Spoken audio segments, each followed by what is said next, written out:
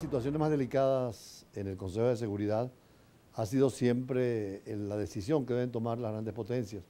Por eso en Brújula Internacional, siempre con el choque de la imagen y la fuerza de las palabras, nos referimos a temas internacionales y hoy precisamente la importancia que tiene el Consejo de Seguridad, porque es el máximo organismo de las Naciones Unidas, sujeto solo a la Asamblea General, es donde están los presidentes, los ministros, una vez por año, pero en cambio el Consejo de Seguridad es permanente, está allí unido en Nueva York y cada estado representa a un miembro, pero son solo 15, así que las regiones eligen proporcionalmente.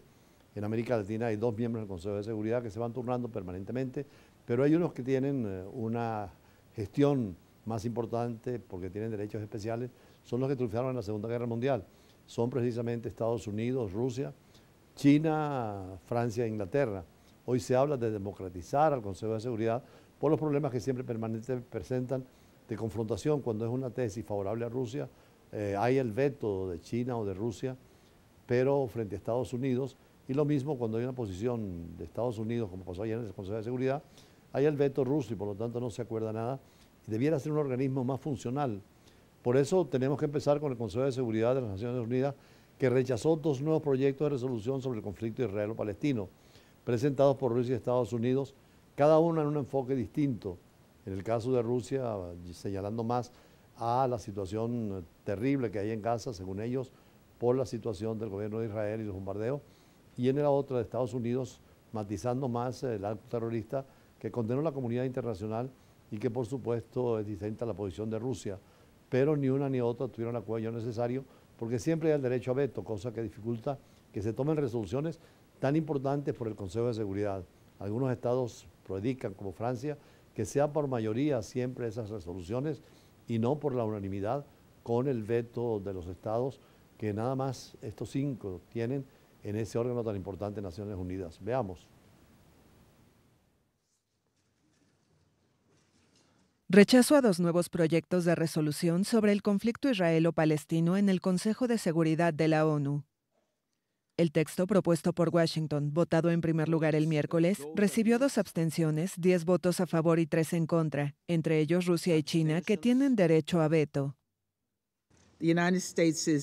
Estados Unidos está profundamente decepcionado de que Rusia y China vetaran esta resolución.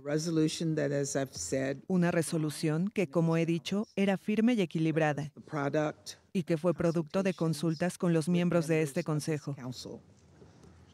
Los escuchamos a todos.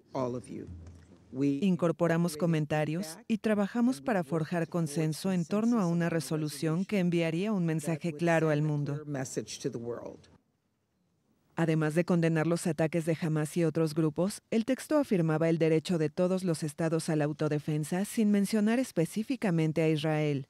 Pedía pausas humanitarias para que la ayuda llegara a la población gazatí sometida al bloqueo israelí y la necesidad de seguir trabajando en la creación de 2 estados. Todavía no contiene un llamado a un alto al fuego. No condena los ataques arbitrarios contra civiles y bienes civiles en Gaza. No se niega ninguna acción que busque garantizar el movimiento forzoso de civiles. Este documento extremadamente politizado tiene claramente un objetivo: no salvar a los civiles, sino apuntalar la situación política de Estados Unidos en la región mediante etiquetas. El proyecto ruso, copatrocinado por Venezuela, pese a que no es miembro del Consejo, fue sometido a votación después y también rechazado. Con 4 votos a favor, 2 en contra y 9 abstenciones, quedó en evidencia una división de las principales potencias sobre la situación palestina. En total, 4 proyectos de resolución sobre el conflicto han sido rechazados en los últimos 10 días en la ONU por objeciones de las grandes potencias. La Asamblea General abordará nuevamente la cuestión israelo-palestina en un debate previsto el jueves. Es interesante seguir de cerca a las Naciones Unidas en el conflicto de Israel y Palestina, que tiene la oportunidad de plantear un proyecto de paz donde sean beneficiados los árabes para el Estado palestino independiente y soberano, pero también la seguridad de Israel. Y en cuanto al tema de hoy, se cumplen 100 años de la República Turca y por eso invitamos aquí al embajador, también conversó con nosotros sobre este tema, pero le dedicamos el editorial de hoy porque son 100 años de democracia, de cambio, donde se da el modelo, el ejemplo en el mundo del Islam de un gobierno que puede compaginar democracia y socialismo, pero también democracia y derechos humanos dentro de los conceptos del Islam, respetando la religión. No es como en otros estados musulmanes donde hay una teocracia, la política está regida por la decisión de la religión. Aquí Atatürk, el fundador de Turquía republicana, separó religión y política, pero le dio el derecho a las mujeres y también copió modelos de separación de poderes al estilo occidental. De allí nuestra reflexión de hoy sobre Turquía y luego con los invitados de siempre.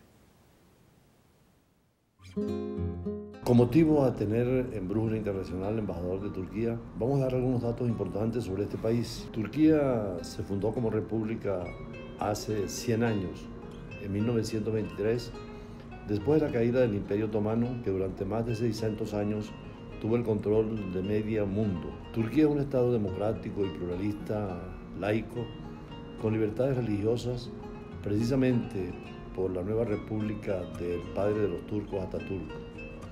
La capital de Turquía es Ankara, pero la ciudad más grande y poblada es Estambul, que fue la capital de 3 imperios, el romano, el bizantino y el otomano. Estambul es la única ciudad del mundo que se encuentra en 2 continentes, separados por el estrecho del Biosforo. La parte europea se llama Tracia y la parte asiática se llama Anatolia. La República de Turquía está celebrando precisamente los 100 años, pero hay que hacer referencia al Imperio Otomano, que fue una de las entidades políticas más poderosas y duraderas del mundo. Larga historia desde 1299 hasta 1922.